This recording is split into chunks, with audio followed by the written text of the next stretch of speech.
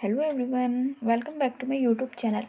आज हम आपके लिए लेके आए 5 जनवरी 2022 को हुए सीटेट पेपर 1 के सीडीपी के फुल 30 क्वेश्चन। तो चलिए डिस्कस करते हैं हम अपने फर्स्ट क्वेश्चन के साथ। फर्स्ट क्वेश्चन आया था हमारा, आपके साथ जो भी आंसर डिस्कस किए जा रहे हैं सारे ऑफिशियल आंसर हैं। इसमें फर्स्ट क्वेश्चन था हमारा अजर्सन और रीज़न वाला आया था। अजर्सन क्या दिया था, बच्चों के शारीरिक विकास में देरी के लिए पूरी तरह से उसकी आनुवंशिक बनावट को जिम्मेदार ठहराया जा सकता है। और कारण था हमारा बच्चों के शारीरिक विकास के लिए वंशानुगत कारक ही उत्तरदायी होते हैं। इसमें क्या बोला, जो फिजिकल डेवलपमेंट में जो देरी हो रही है उसके लिए पूरी तरह से हम हेरिडिटी को जिम्मेदार ठहरा सकते हैं। ये तो बिल्कुल गलत होगा, कुछ हद तक ठहरा सकते हैं बट बिल्कुल पूरी तरह से नहीं ठहरा सकते। बच्चों के शारीरिक विकास के लिए वंशानुगत कारक ही उत्तरदायित्व होते हैं। इसमें ये वर्ड क्या रहा है, कारक ही उत्तरदायित्व होते हैं। अगर कारक उत्तरदायित्व होते तो वो हमारा सही हो जाता, कारक ही नहीं हो सकते, कुछ हद तक होते हैं। इसका राइट आंसर होगा आपका ऑप्शन नंबर 4, ए और आर दोनों गलत हैं हमारे, दोनों अजर्सन और रीज़न दोनों ही गलत हैं हमारे। तो चलते हैं नेक्स्ट क्वेश्चन में। नेक्स्ट क्वेश्चन आया था हमारा क्वेश्चन नंबर 2।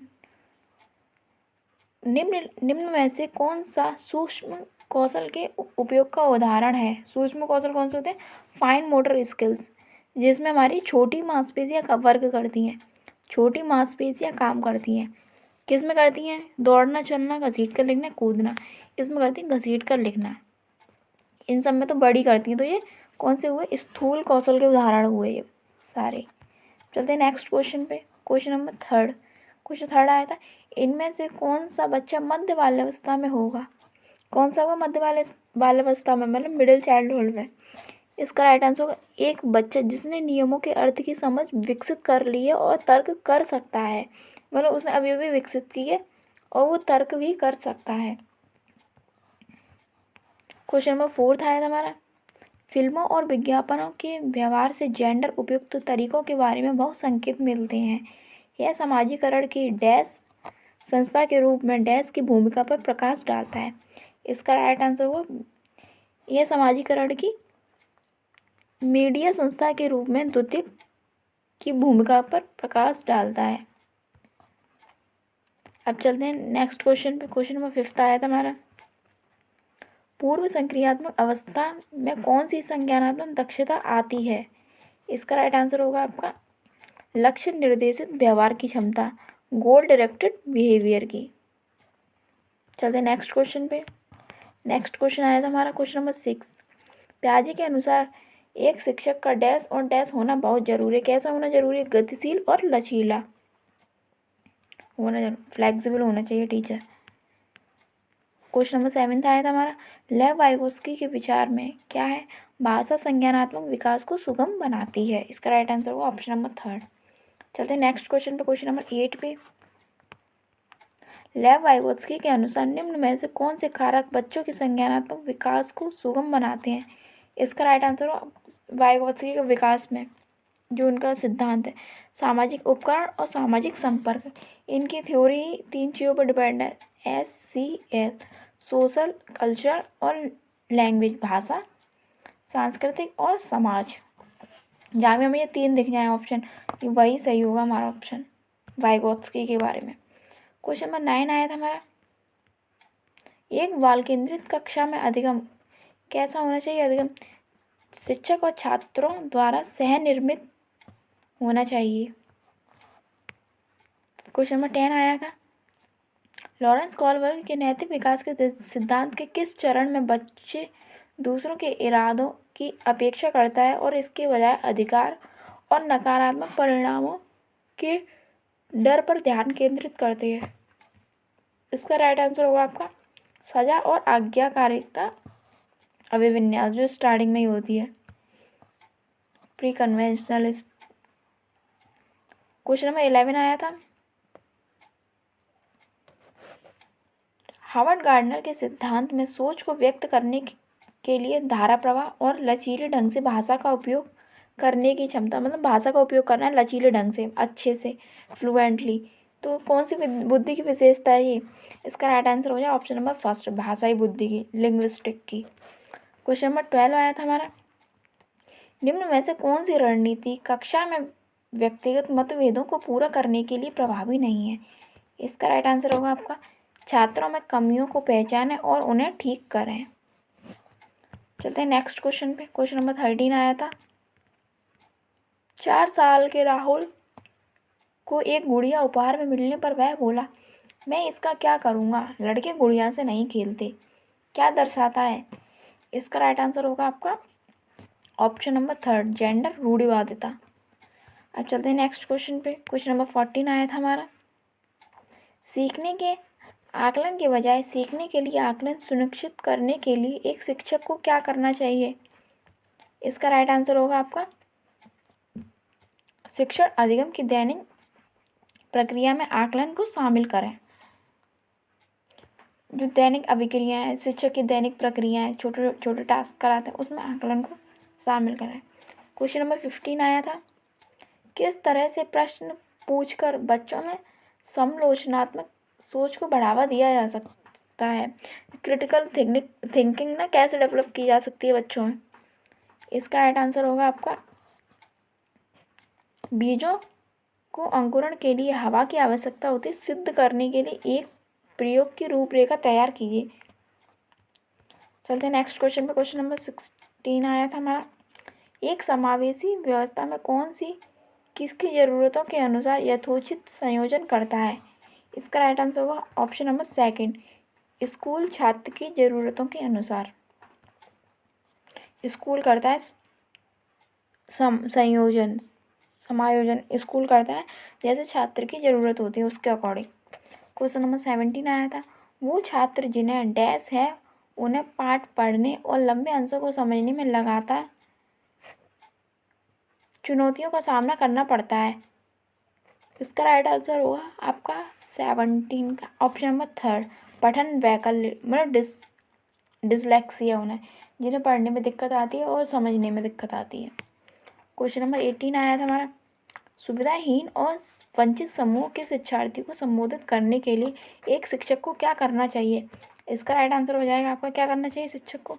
सभी छात्रों में अपनेपन की भावना को बढ़ावा देना। क्वेश्चन नंबर 19 आया था हमारा, विविध आवश्यकताओं वाले शिक्षार्थियों वाली कक्षा में शिक्षक को निम्नलिखित के लिए विकल्प उपलब्ध नहीं करने चाहिए। इसका राइट आंसर होगा शिक्षार्थियों के बारे में रूढ़िबद्धता हमें बिल्कुल नहीं दिखानी, जेंडर वाइसनेस भी नहीं दिखानी, हमको सबको एक समान लेके चलना है। क्वेश्चन नंबर 20 आया था हमारा, दिव्यांग छात्रों की शिक्षा के संदर्भ में निम्न में से किस प्रावधान को राष्ट्रीय शिक्षा नीति 2020 द्वारा बढ़ावा नहीं दिया गया, किसे नहीं दिया गया? इसका राइट आंसर होगा अनिवार्य विशेष शिक्षा। चलते क्वेश्चन नंबर 21 पे।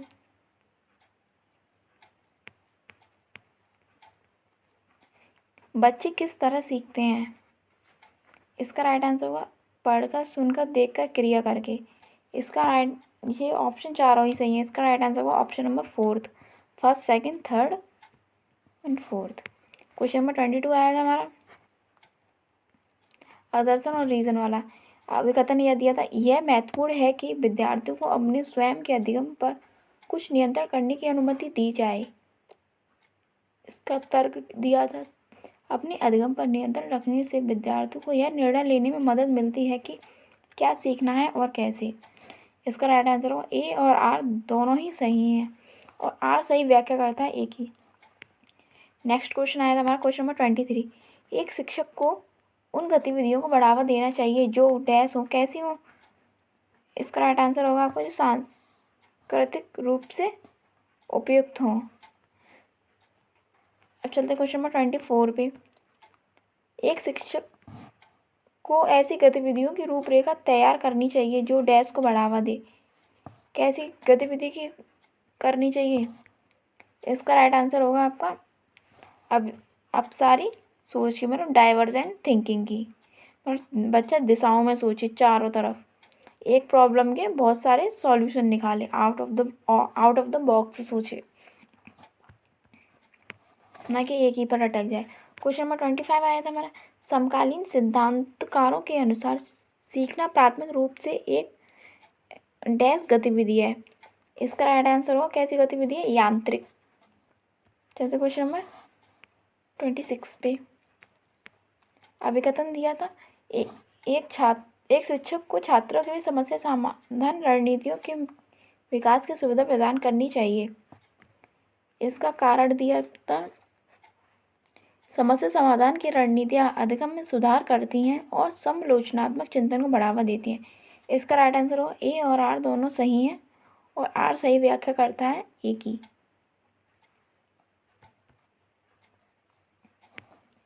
क्वेश्चन नंबर 27 आया था हमारा, छात्रों के बीच भ्रांतियों को डैश है। छात्रों के बीच जो भ्रांतियाँ होती हैं वो कैसी हैं, मिसकॉन्सेप्शन होते हैं बच्चों के। इसका हमें क्या करना चाहिए, पहचानना उनको महत्वपूर्ण है, बच्चों के जो भ्रांतियाँ होती हैं। क्वेश्चन नंबर 28 आया था हमारा, छात्रों के में भय का भाव क्या होता है, भय के भाव से अधिगम के लिए हानिकारक है। चलते क्वेश्चन नंबर 29 पे। निम्न में से कौन सा विकल्प छात्रों को महारत हासिल करने हेतु सीखने के लिए प्रेरित करेगा। योग्यता की चाह, जिसमें योग्यता की चाह होगी तभी तो बच्चे मास्टरी हासिल कर लेंगे, जब तो पारंगत हो जाएंगे। जब चाह ही नहीं होगी तो कैसे हो जाएंगे। आइए आज का हमारा लास्ट क्वेश्चन नंबर 30।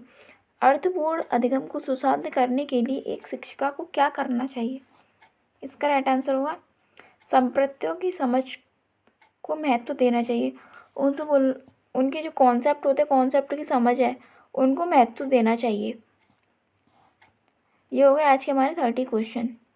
आज हम आपके लिए लेके आए 5 जनवरी को हुए सीटेट के ईवीएस के फुल 30 क्वेश्चन। तो चलिए डिस्कस करते हैं हम अपने फर्स्ट क्वेश्चन के साथ।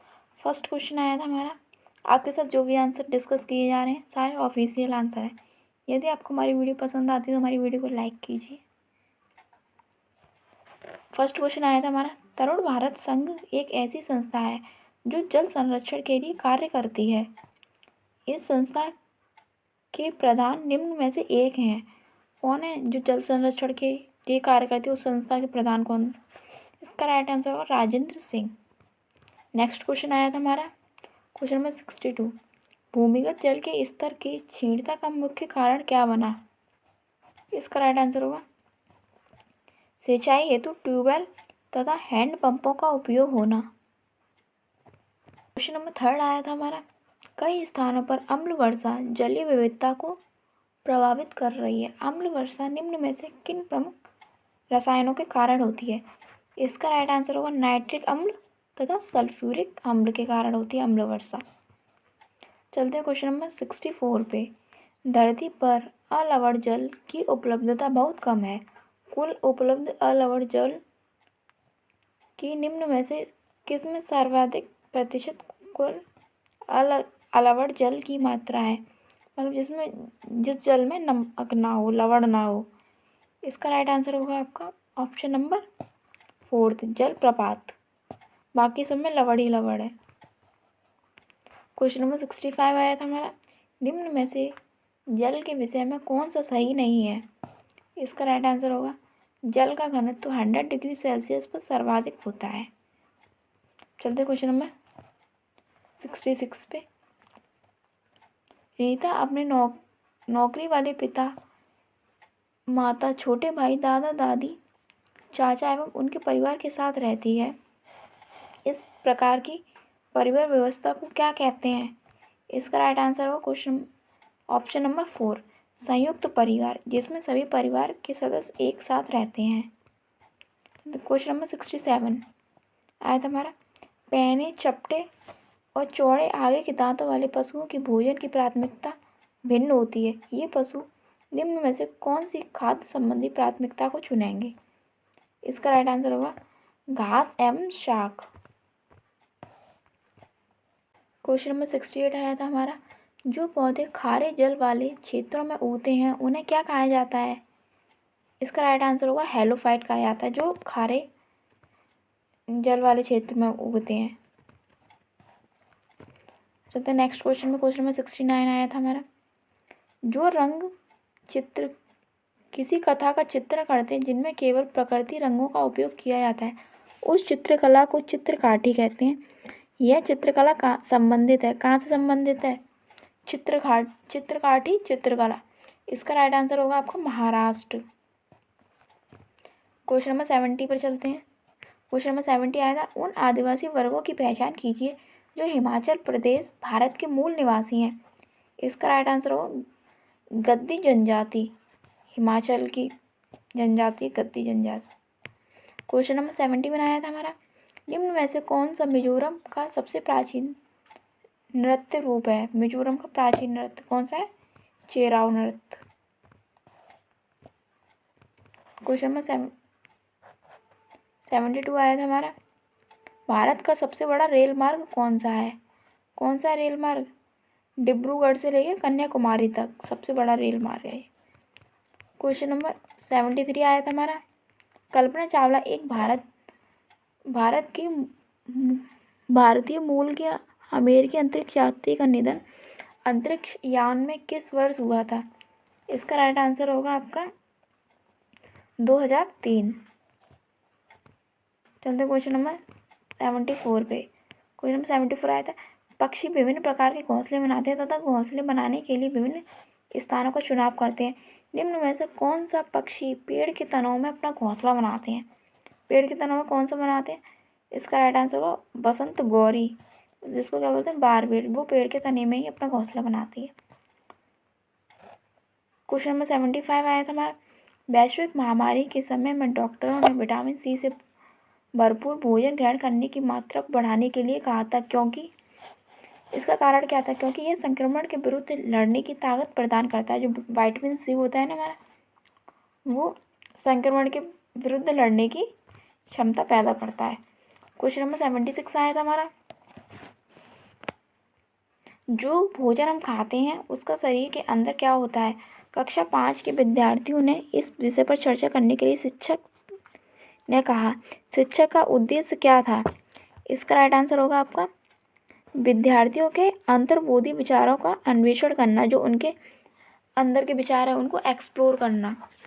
क्वेश्चन नंबर 77 आया था हमारा, कक्षा 4 के अध्यापक आयान एक संग्रहालय की यात्रा का आयोजन करते हैं। इस क्षेत्र में कौन से प्रक्रियात्मक कौशलों को प्रोत्साहन मिलेगा? इसका राइट आंसर होगा आपका अवलोकन तथा मॉडलों का निर्माण।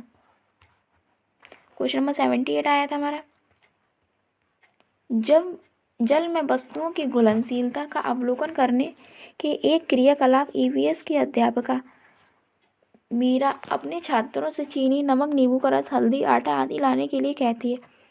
छात्रों से यह सब चीज़ें लेकर आने के लिए कहने का सर्वोत्तम कारण क्या है?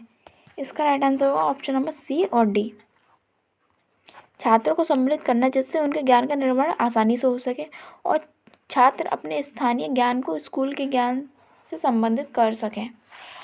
क्वेश्चन नंबर 79 आया था हमारा, निम्न में से कौन सा प्राथमिक स्तर पर ईवीएस का एक थीम है?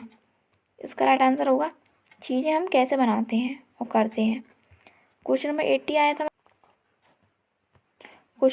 आया था हमारा, प्राथमिक स्तर के ईवीएस के पाठचर्या के अनुसार विद्यार्थियों को हमारे देश में कुछ सामाजिक मुद्दों के प्रति संवेदनशील बनाया जाता है।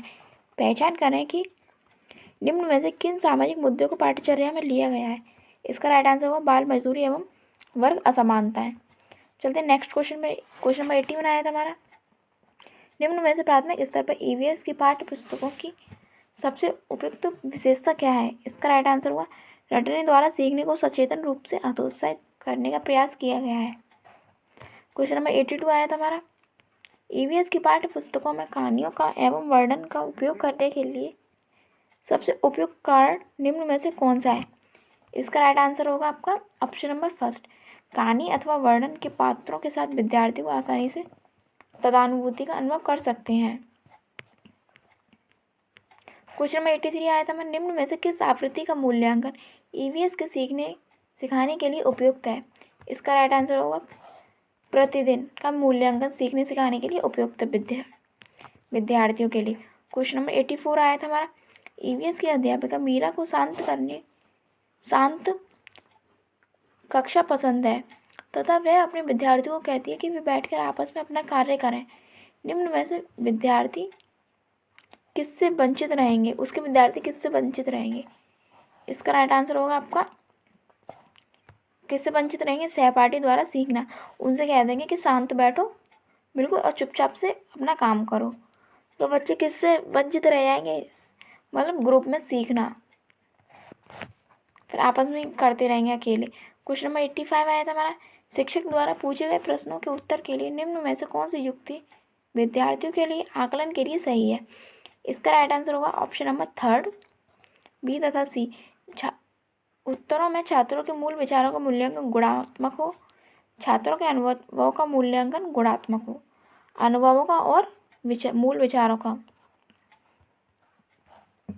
क्वेश्चन नंबर 86 आया था हमारा, भोजन विषय पढ़ाते हुए सुनीता एक पर्यावरण अध्यापिका की निम्न में से कौन सी युक्ति छात्रों के अन्वेषण प्रवृत्ति को बढ़ावा देगी। इसका राइट आंसर होगा आपका ऑप्शन नंबर 4 छात्रों के परिवार व समुदाय के सदस्यों से भोजन की विविधता की पसंद नापसंद पर चर्चा करने के लिए प्रेरित करना। क्वेश्चन नंबर 87 आया था हमारा, रोनाल्ड रोज की कहानी को पर्यावरण अध्ययन की पाठ्य पुस्तकों में स्थान दिया गया है, इसे स्थान देने का उद्देश्य है। इसका राइट आंसर होगा ऑप्शन नंबर 4 ए, बी और सी। विद्यार्थियों को खोज के लिए प्रेरित करना, विद्यार्थियों को मलेरिया और मच्छर से संबंधित जोड़ने में सहायता करना, वैज्ञानिक कैसे कार्य करते हैं को दृष्टिगत करना। क्वेश्चन नंबर 88 आया था हमारा, निम्नलिखित वाक्यों में इकाई योजना के लिए सबसे उचित विशेषता पहचानिए। इसका राइट आंसर होगा आपका ऑप्शन नंबर 3 यह विषय वस्तु के बड़े वाक्य की गहन योजना है। क्वेश्चन नंबर 88 आया था हमारा, निम्न में से कौन सी युक्ति भाषा सीखने में कठिनाई वाले विद्यार्थियों को पर्यावरण सीखने के लिए सबसे उचित है। इसका राइट आंसर होगा अवधारणाओं की व्याख्या बड़े बड़े चित्रों और ठोस वस्तुओं और क्रियाकलापों के साथ किए जाएं। जो भी उनके कॉन्सेप्ट है ना, उनकी उनका जो एक्सप्लेनेशन है वो चित्र दिखा के, मतलब वस्तुएं दिखा के और क्रिया करवा के तब की जाए उनको डिस्कस। और आज का हमारा लास्ट क्वेश्चन नंबर 90 आया था, थीम यात्रा में बछेंद्री पाल के पर्वतारोहण के अनुभवों को वर्णन को सम्मिलित किया गया है। इन्हें सम्मिलित करने के क्या कारण हो सकते हैं। इसका राइट आंसर होगा option number A, B, C, D चारों सही है। यह अध्याय लिंग रूढ़िवादिता की प्रति चुनौती है। यह अध्याय पर्वतों की ऊंची चोटियों को मापने में आई चुनौतियों का वर्णन करता है। यह अध्याय सामूहिक कार्य के महत्व की व्याख्या करता है। यह अध्याय एक अनुकरणीय आदर्श को प्रस्तुत करता है। ये हो गए आज के हमारे 30 क्वेश्चन EVS के। यदि आपको हमारी वीडियो पसंद आई हो तो हमारी वीडियो को लाइक कीजिए और हमारे चैनल को विजिट कीजिए। अब मिलते हैं आपसे नेक्स्ट वीडियो में।